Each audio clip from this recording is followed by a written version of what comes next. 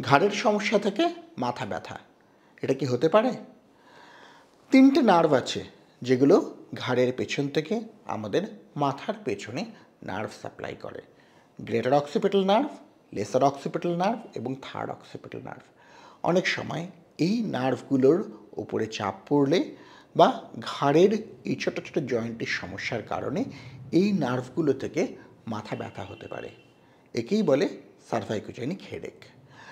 যখনই কোনো নতুন হেডেক পেশেন্ট আসেন, প্রাথমিক পর্যায়ে আমাদের অবশ্যই চেক করে নেওয়া উচিত একটা এমআরআই বা সিটি স্ক্যানের সাহায্যে ব্রেনের ভেতরে কোনো গণ্ডগোল আছে কি না।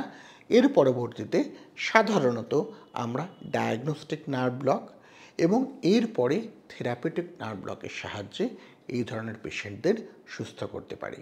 প্রয়োজনে সাথে কিছু ওষুধও দেওয়া হয়। যদি আর্লি স্টেজে ঠিকমতো ডায়াগনোসিস হয়, সেক্ষেত্রে এই ধরনের পেশেন্টদের সুস্থ করা সম্ভব। আপনার যদি এরকম কোনো ঘটনা ঘটে থাকে চেনা পরিচিত কারোর মধ্যে, আমাদের কমেন্ট করে জানান এবং অবশ্যই আমাদের ফেসবুক পেজ ফলো করুন।